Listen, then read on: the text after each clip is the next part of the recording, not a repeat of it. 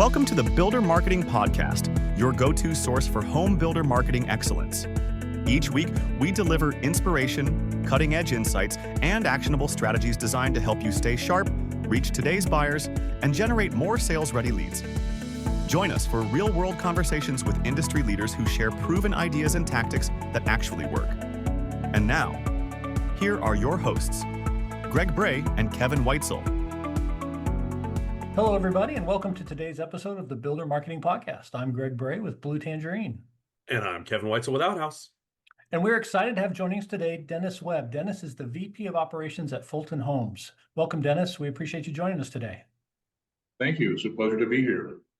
Well, Dennis, for those who haven't had a chance to meet you yet, give us that quick introduction and background about yourself. Well, I kind of have a weird background because I spent my first 25 years of my career in the retail business. I started off as a janitor, and then I became a salesman, and I actually put myself through college selling suits.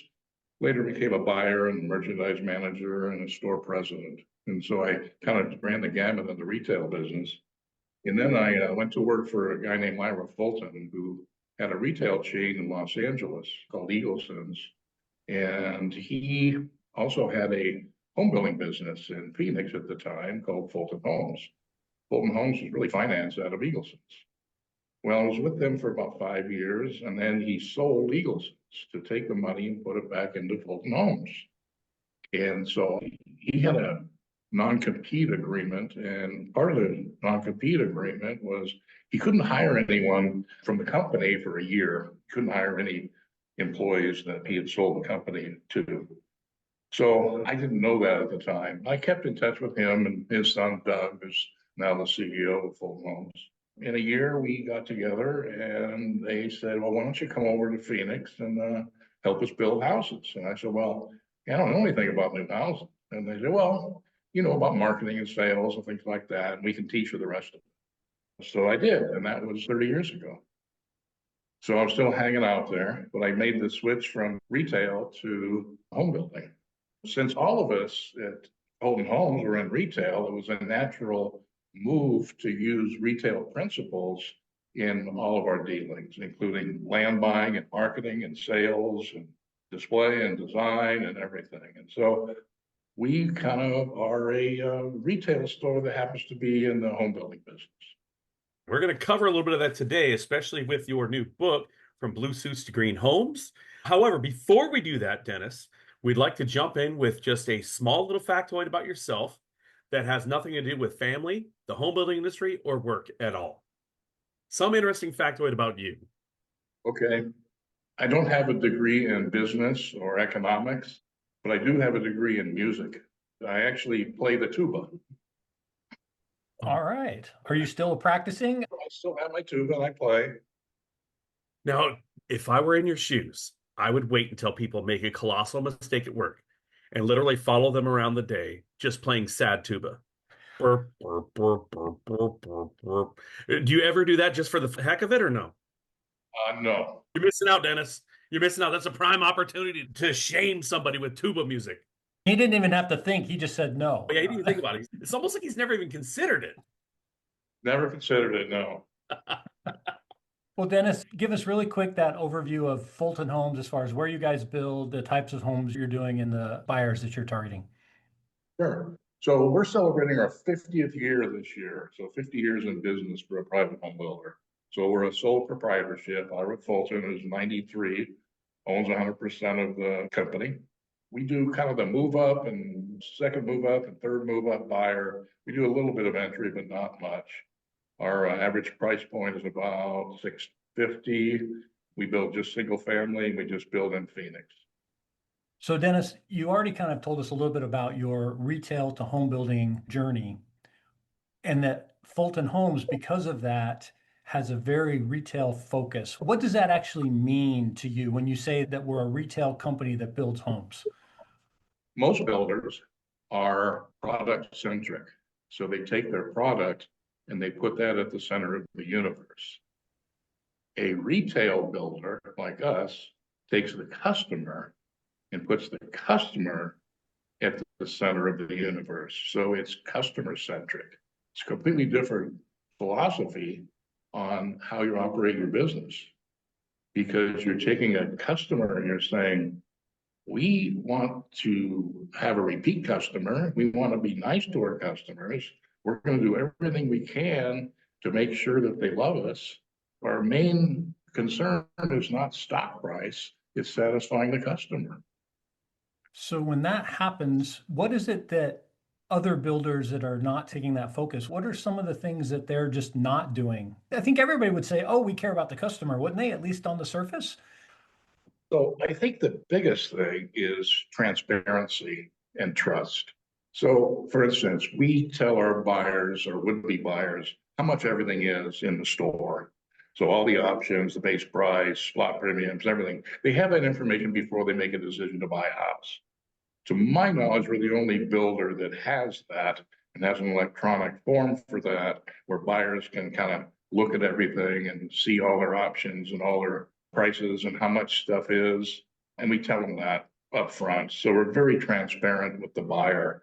That results in the buyers being very trusting of us. They probably figure that if we care about much about it, and we're honest with them, we're probably going to do a pretty good job of building them a house.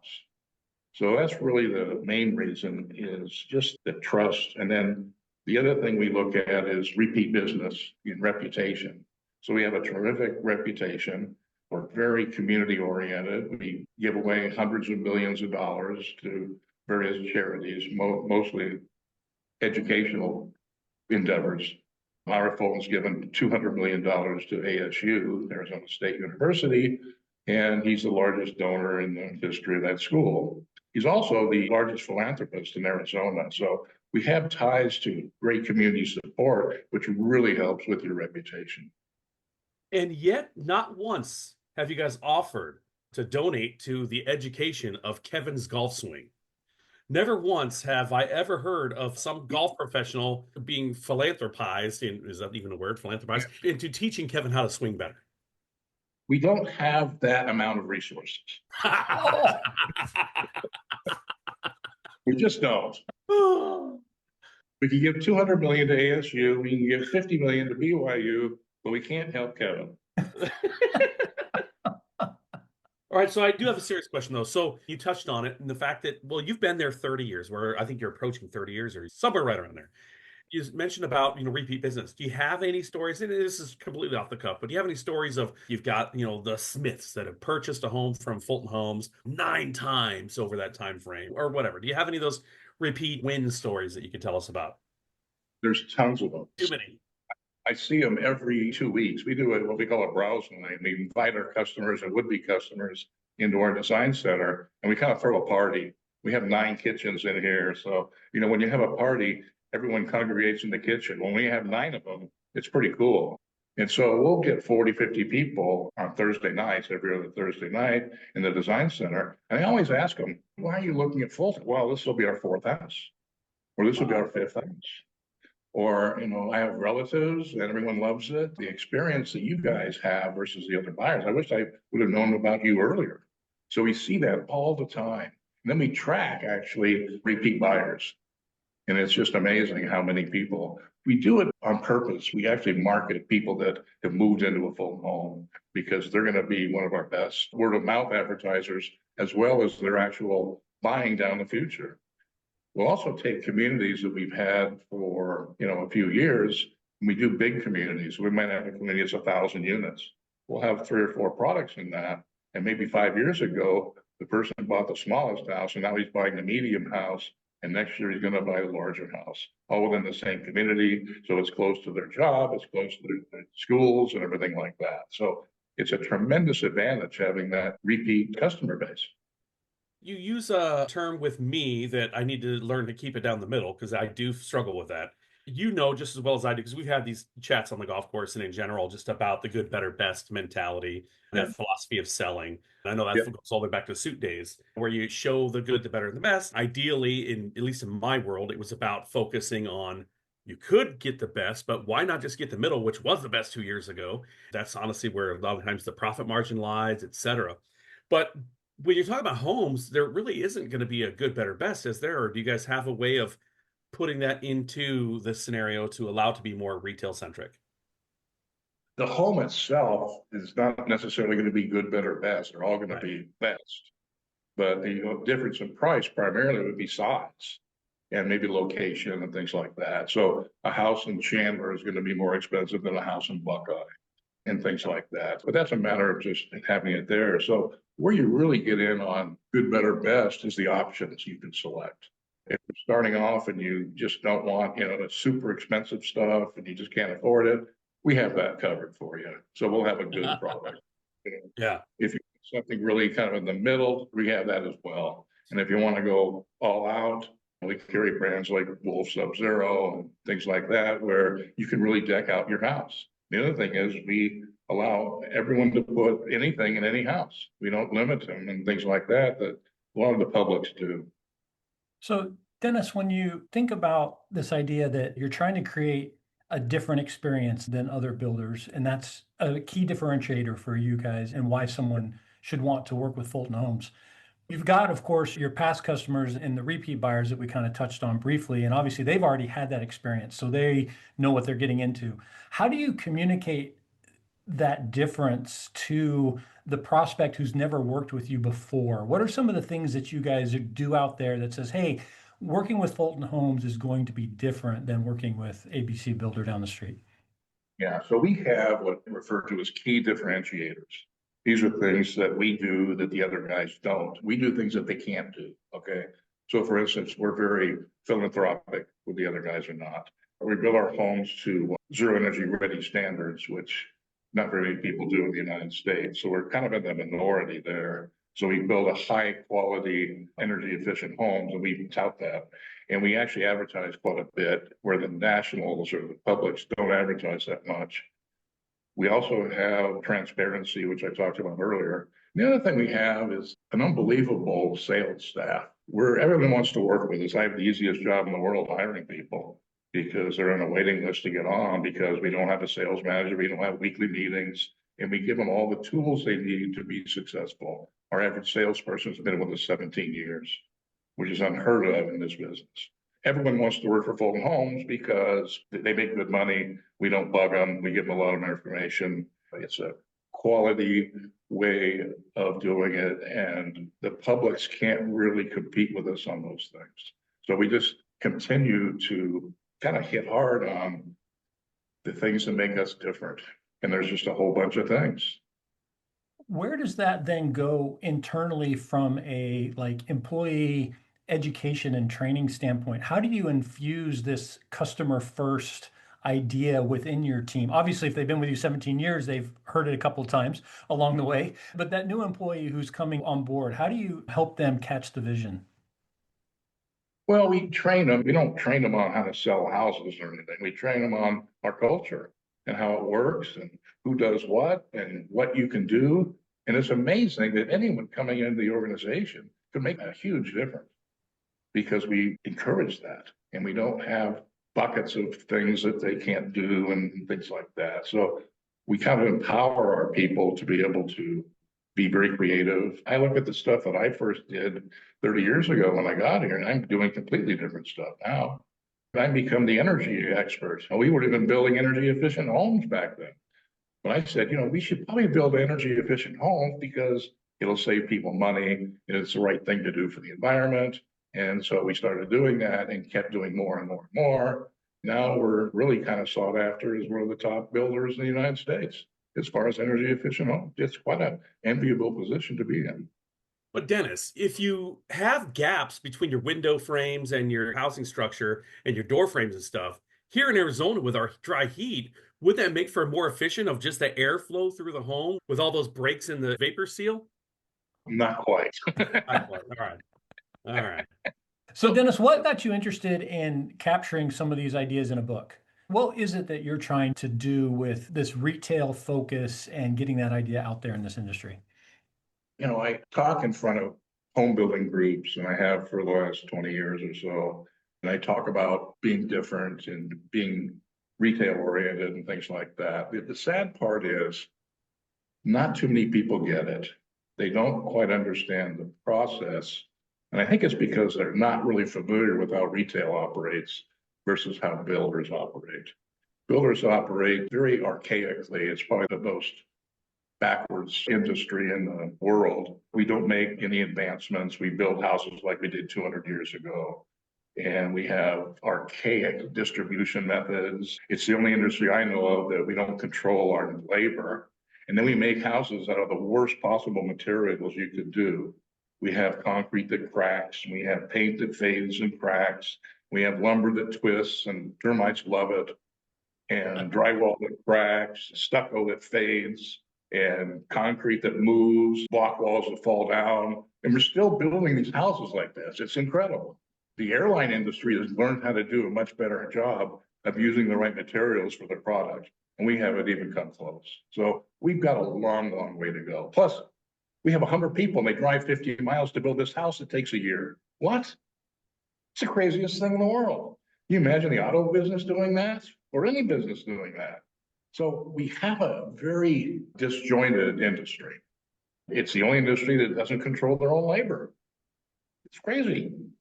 So you get a bid from a manufacturer or a trade and, well, it's too high. Well, okay, if you don't like it, we'll just take it somewhere else. That's how the business is. There's a fight between the builders and the trades. So you don't always say, well, there's trade partners and things like that. There's not. You only have a chance if you have a partner that's processing things so that they get a profit out of it. So for instance, our flooring guys, if we sell them upgraded flooring, they're going to make more money. Or if we sell upgraded cabinets, they're going to make more money. You don't have that with framers or drywallers or anything like that because there's no options that are selected. We do about 16% of our base volume in options.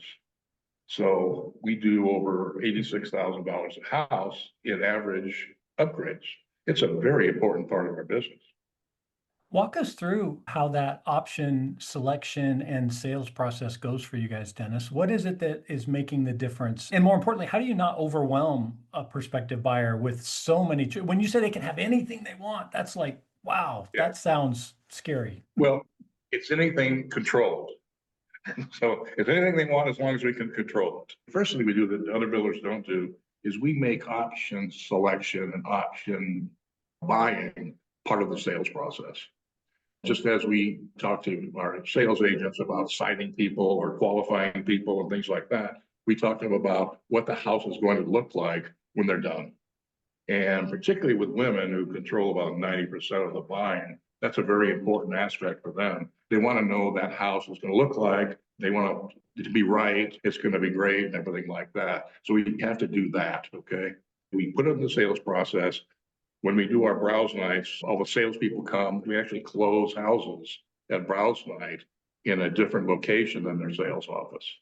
So they actually come and meet their buyers there. We love to see people that hadn't bought because generally we sell them a week after or something like that. So it's a real important aspect. The other thing we do is we have an electronic design center or a digital design center. So we show our buyers how much everything is, pictures of it. We've had this for 20 years. It's a very sophisticated and advanced system where buyers can see exactly what's available, how much it costs, pictures, warranty information. We even have trade information. So there's installation instructions on how to do stuff and everything like that. So probably the most advanced system in the country. Then we make sure that we have this browse line so they're not overwhelmed. And if they want 2 appointments, we'll give them 2 appointments. Want 1, we'll do 1.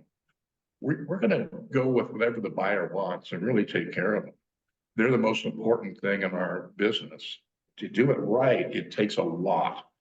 So whereas the public builders or the national builders, their purchasing department is at the forefront of their design center, we think that the sales and marketing area should dictate that because they're going to be more apt to push for more profits and more sales and better customer satisfaction. As I say in my book, that if the retail people had purchasing people instead of merchandisers and buyers, they'd all be out of business because the purchasing people don't have any idea of what the buyers are looking for, what they want, or how they want to be satisfied. They care about the lowest possible cost and the highest possible rebate. So Dennis, for a builder who's listening going, you know what, we could do better here. What are some of the areas to kind of start with, because it can be overwhelming to overhaul your entire process all at once. What would be the area to look at first if you want to become more retail focused, more customer focused? You need to really have a retail mentality.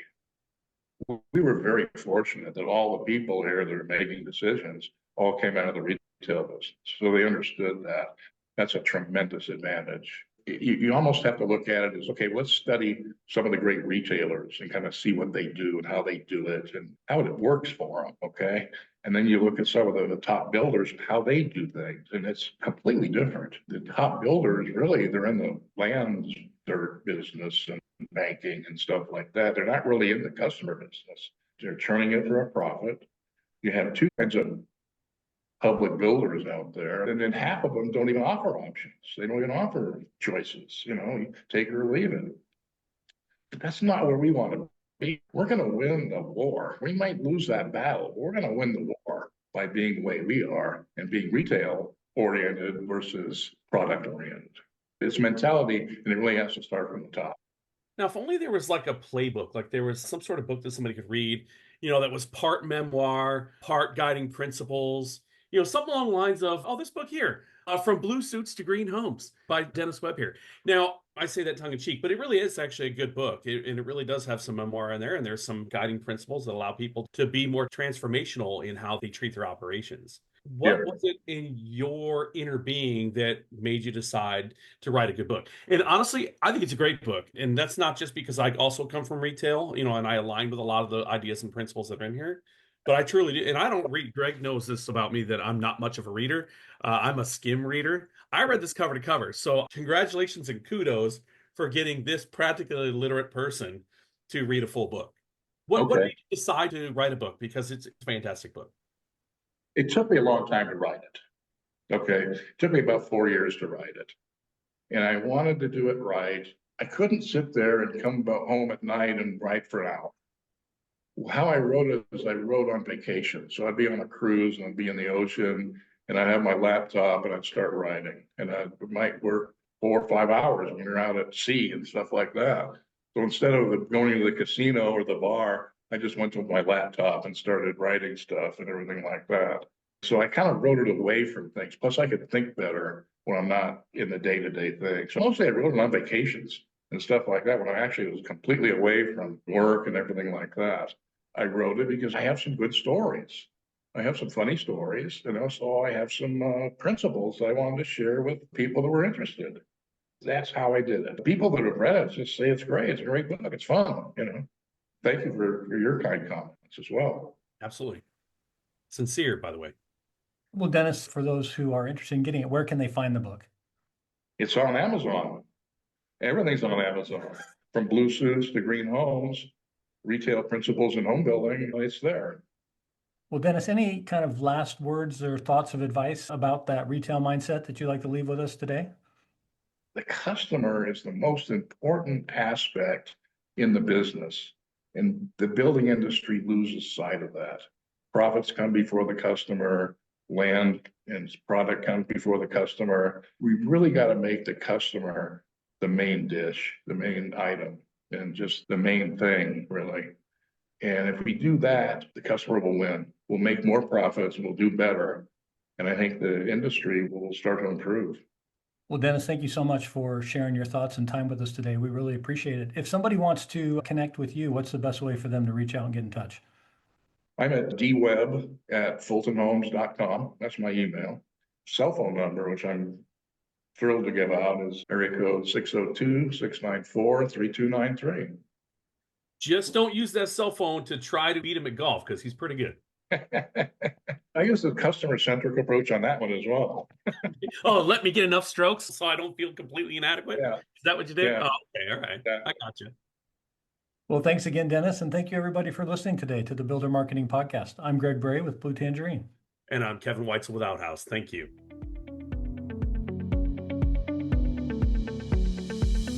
Thank you for listening.